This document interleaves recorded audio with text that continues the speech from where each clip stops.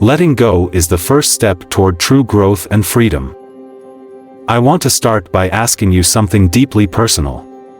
What is the one thing you've been holding on to so tightly that it feels like a part of you? Is it a past mistake? A relationship? A grudge? Or perhaps a fear of the future? Whatever it is, I want you to keep it in mind as we dive into this. Because by the end of this video, you'll understand why letting it go is not just a possibility, it's the only path to true growth and freedom. Picture this, a person standing by a river, clutching a heavy stone. The stone represents everything they refuse to let go of, their anger, their regrets, their fears. They stand there, exhausted, the weight dragging them down. Yet they can't release it. They're afraid of what life might look like without it, even though it's the very thing keeping them from moving forward. Can you see yourself in that person? Because, in truth, we all have our own stones.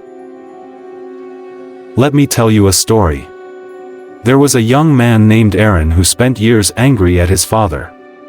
He blamed him for everything that went wrong in his life.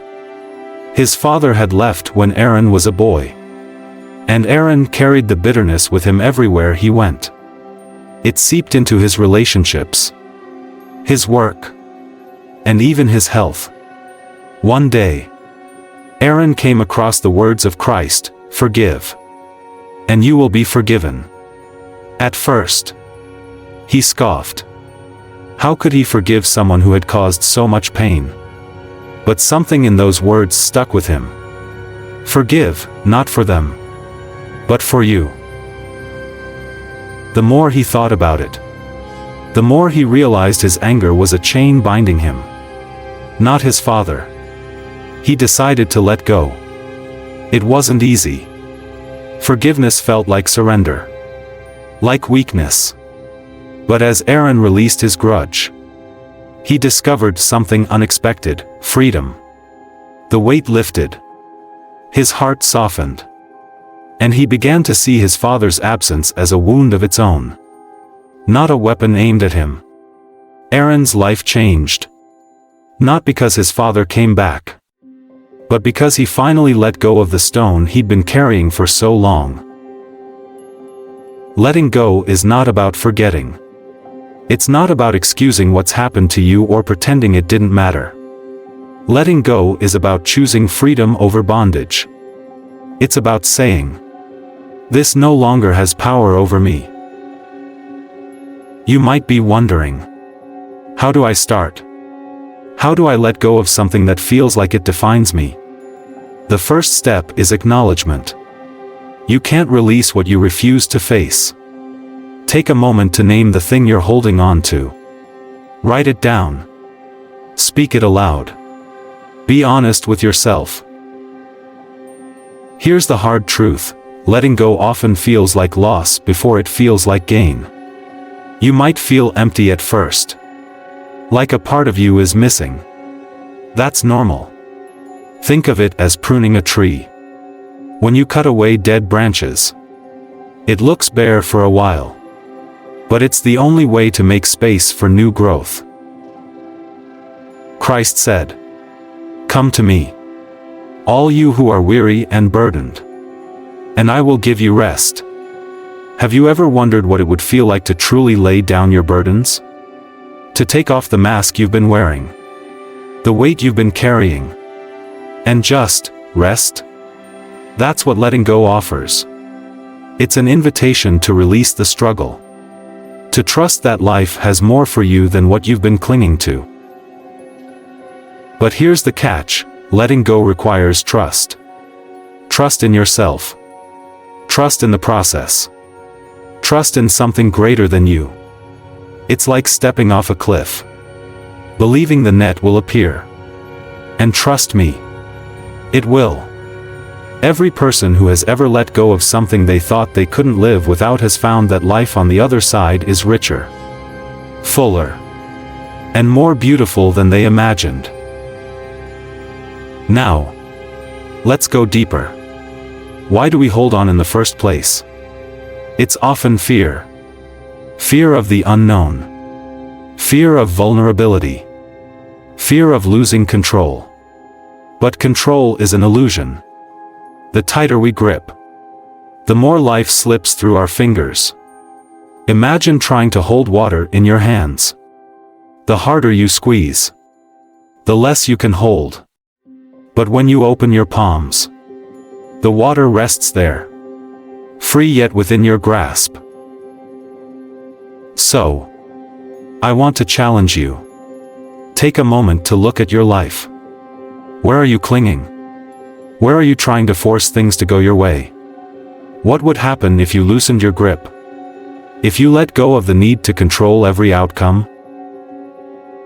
When you let go, you make space for something new. It might be clarity. It might be peace. It might be love. The act of letting go is a declaration of faith, not in the sense of religion, but in the sense of trust that life, in its infinite wisdom, knows what it's doing. Can you trust that? Imagine if a seed refused to let go of its shell. It would never become a tree.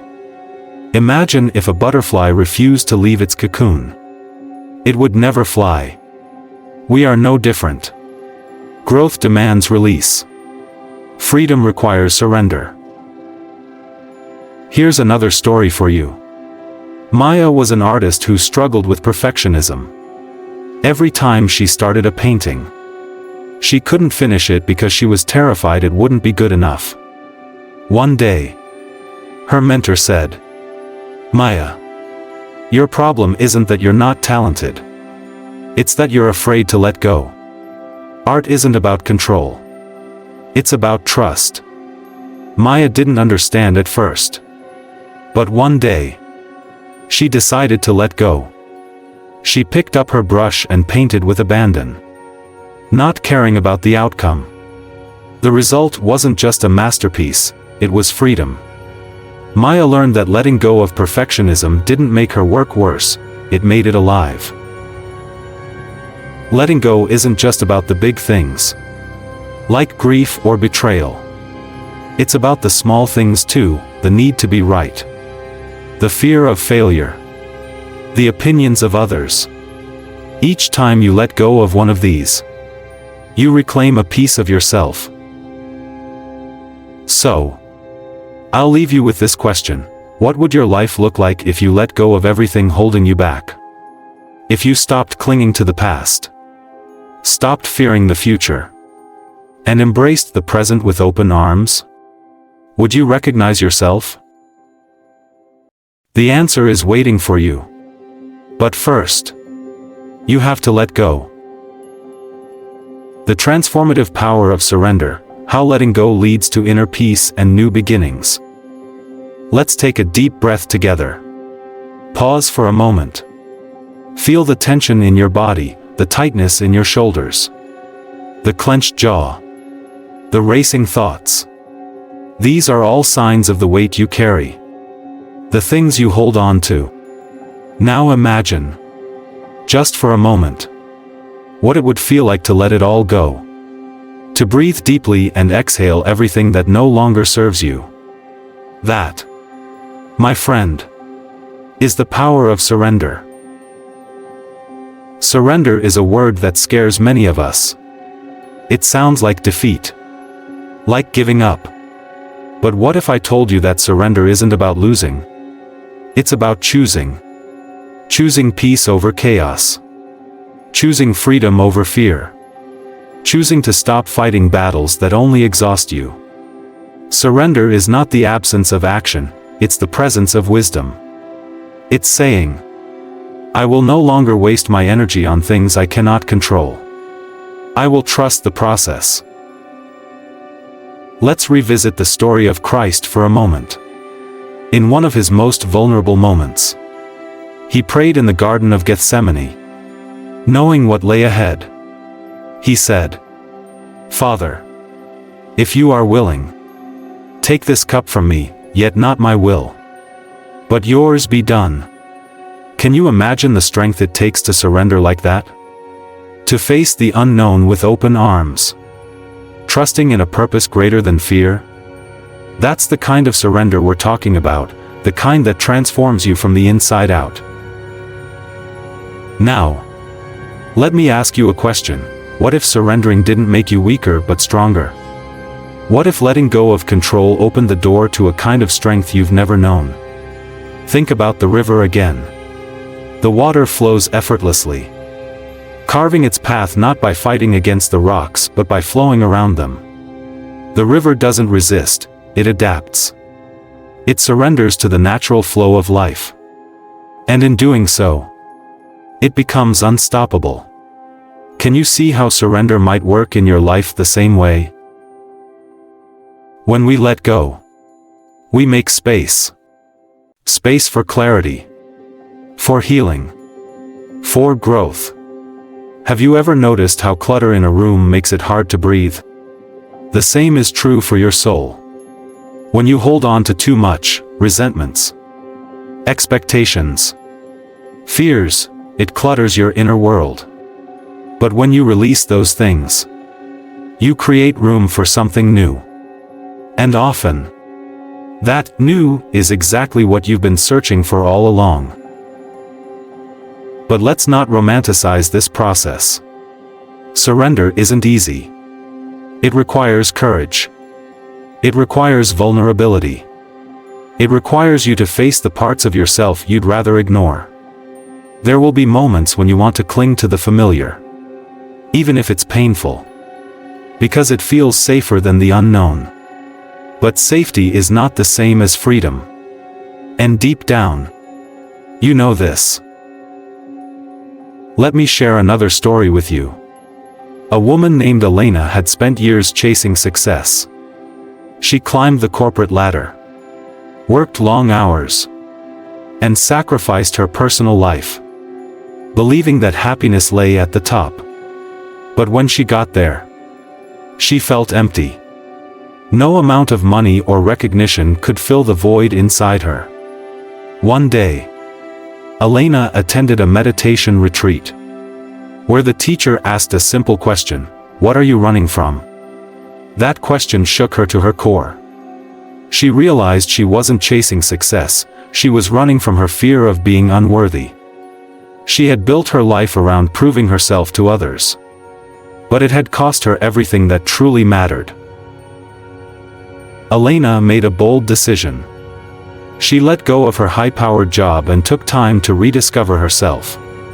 She started painting again, something she hadn't done since childhood. She reconnected with old friends and spent more time with her family. It wasn't an easy journey, but it was a liberating one. By surrendering her need for external validation, Elena found something far more valuable: inner peace. Here's the paradox of surrender: when you stop chasing, the things meant for you start coming to you. When you let go of the need to control every outcome, life begins to flow naturally. It's like unclenching your fist and realizing the very thing you've been gripping so tightly was never meant to stay. Think about the seasons. Winter doesn't cling to its snow when spring arrives. The leaves don't resist falling in autumn. Nature understands the importance of cycles, of letting go to make room for new life. Why should we be any different? And yet, we resist. We resist because letting go feels like losing a part of ourselves. But here's the truth: you are not your pain. You are not your failures. You are not the things you've lost. You are so much more. And when you let go of the things that no longer serve you, you begin to uncover the person you were always meant to be. So how do we surrender? Start small. Let go of one thing today.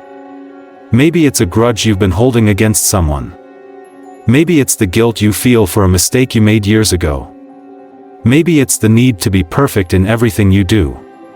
Write it down. Then say these words out loud: I release this. It no longer has power over me. It might feel strange at first. But I promise you, it works. Releasing is an act of intention. And intention is powerful. As you practice letting go, you'll notice something extraordinary. You'll start to feel lighter. You'll begin to see possibilities where there were once walls. You'll find that the world doesn't crumble when you stop trying to control it. In fact, it becomes more beautiful. Before we move forward, let me ask you one more question. What would your life look like if you surrendered completely? Not just to the things you can't control, but to the flow of life itself? To the idea that maybe, just maybe, everything is unfolding exactly as it should? You don't have to answer now. Just hold the question in your heart as we continue this journey. Releasing the chains, how letting go creates a life beyond your imagination. Let's begin with an image. Imagine standing in a vast, open field under a brilliant, blue sky. The horizon stretches endlessly, offering boundless opportunities. But now, imagine being chained to a post, unable to move forward. The chains are invisible to the world, but you feel their weight. These chains are the fears, regrets, and attachments that bind you. And here's the truth, you have the key. You've always had the key. But to use it, you have to be willing to let go. What are your chains? Maybe it's the fear of failure.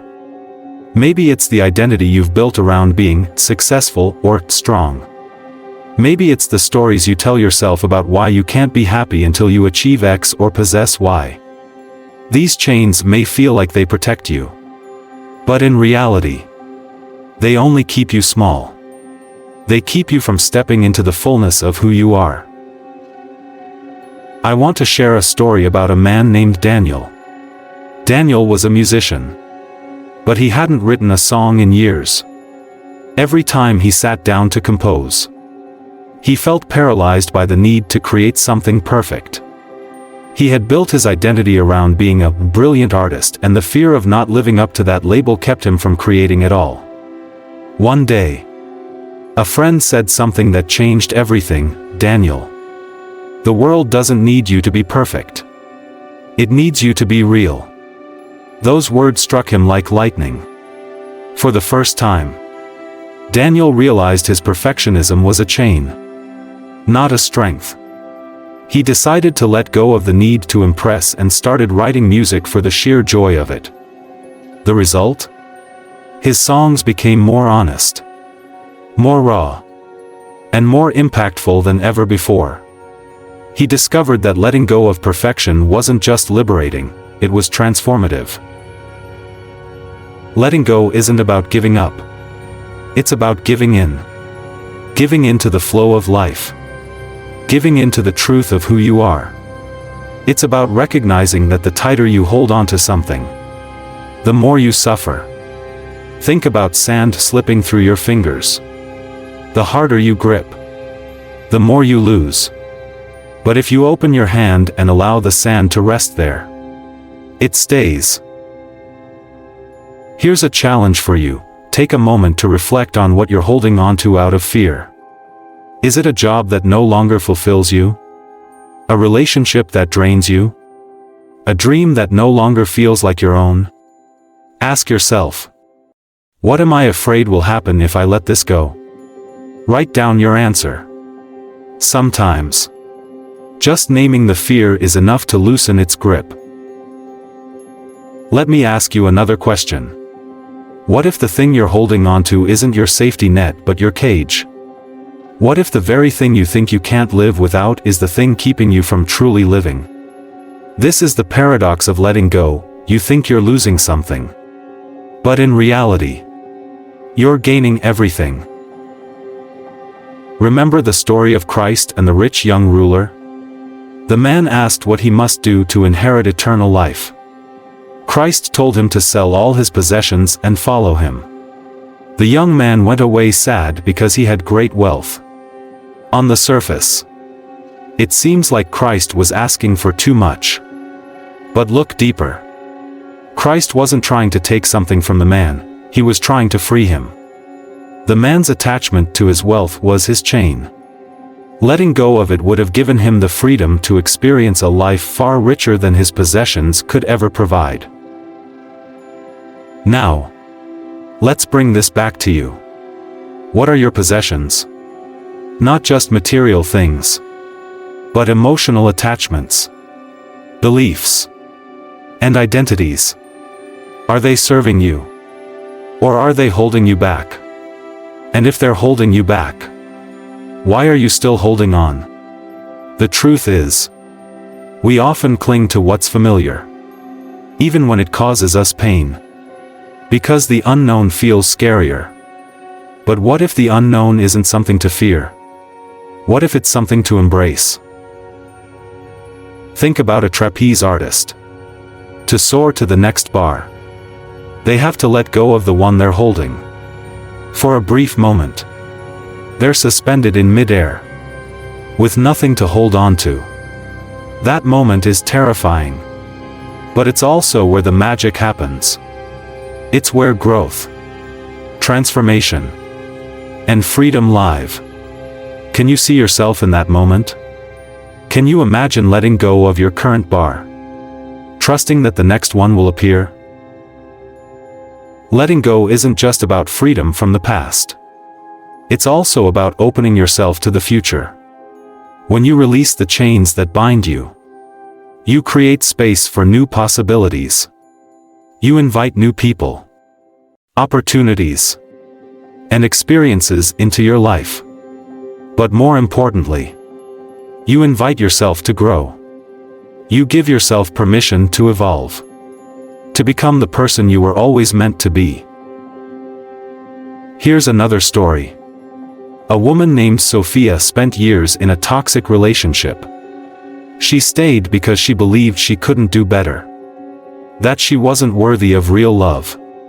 One day, she heard a speaker say, "You are the only one who can set yourself free." Those words stayed with her. Sophia made the painful decision to leave. It wasn't easy. She had to face her fears, her insecurities, and her loneliness. But in letting go, she found something she never expected: herself. She discovered her strength, her worth, and her capacity for joy. And eventually, she found a love that honored and uplifted her. The path of letting go is rarely smooth, but it's always worth it. It's a journey of rediscovery, a process of shedding old skins to reveal the brilliance beneath. So I want to leave you with one final question. If you were to let go of everything that no longer serves you, what would you gain? Not just materially, but emotionally, spiritually, and mentally. Imagine the weight lifting, the chains falling away. Imagine the freedom of standing in that open field, unchained, with the horizon stretching endlessly before you. Can you feel it? That's what's waiting for you on the other side of letting go. This concludes our journey today. But the story of letting go is one you'll continue to write every day of your life. Take the first step. Unlock the chains. Let go. And grow.